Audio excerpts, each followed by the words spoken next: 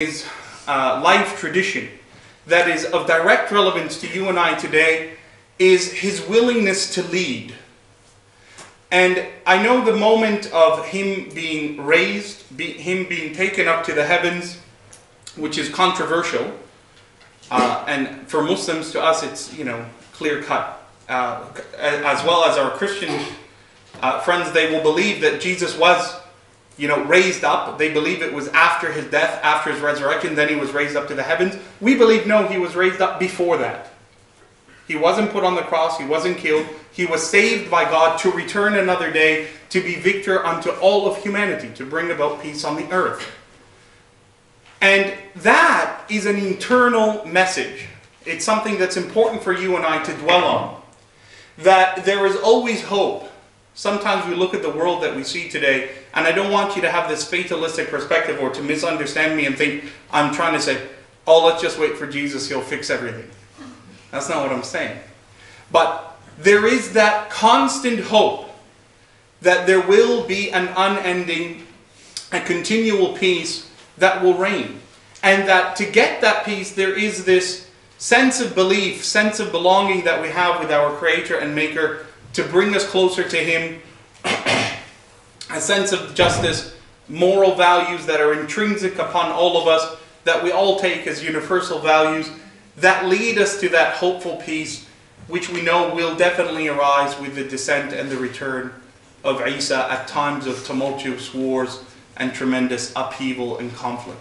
So in those few words is a short message about the life and the times of Isa, the belief that we as Muslims have towards him. Hopefully it was enlightening for those who are not Muslim, who didn't know what Muslims believe about Jesus or Isa. And the message that I have with you before I open the floor for questions, if appropriate, is that our universal leanings towards one another, our ability to come together, is a very important factor. And I conclude with a verse of instruction that was given to the Prophet of Islam, where he was said to say to people, to say in particular to Jews and to Christians, قُلْ يَا أَهْلَ الْكِتَابِ, say to them, O people of Scripture, تعالوا, come, let's sit with one another, let's dialogue with one another. تعالوا إلى كلمة سواء بيننا, come to a word that is agreed upon between the both of us.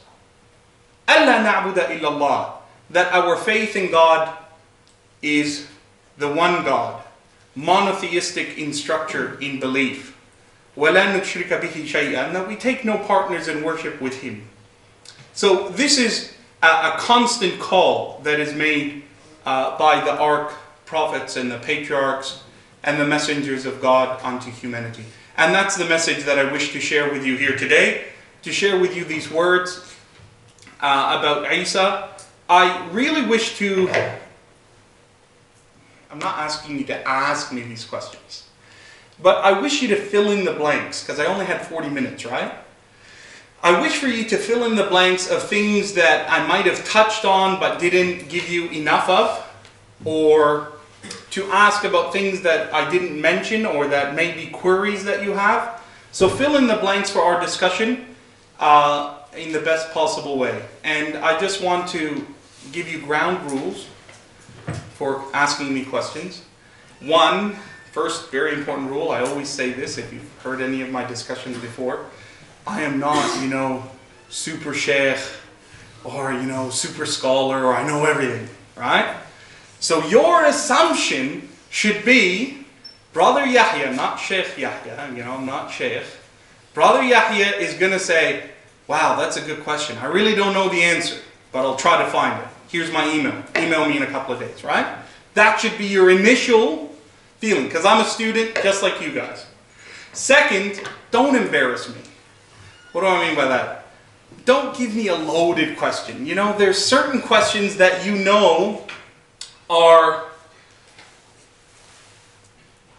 there's no answer for, or you don't want an answer for. You're just asking it to, ruin the mood, or, you know what I mean? Let's just be groovy. Let's just hang out. Alright? If you want to ask something that you think would be, should I? And you're not really sure, ask me later. I'll try to spend a little bit of time. All right? So we can do that personally, or you can email me once again. And third and finally, continue researching. I'm not an evangelical, or, I'm not here to convert anyone. I'm not saying, hey guys, let's all be Muslim. Or look, this is our Jesus, you got to believe in it, I want you to be like me. No. My purpose is not ever to win you over, to bring Jesus, Isa, No. I want you to research, and I want you to learn. Look at it from many perspectives. Read on it from scholarly journals, references. Go to different texts, go to different journals. Go online, but be careful because you get a few crackpots. Read about all people, all types of people, all ethnicities, all faiths, all religions. Learn about the world. Have a global perspective of what's happening. You're here to study.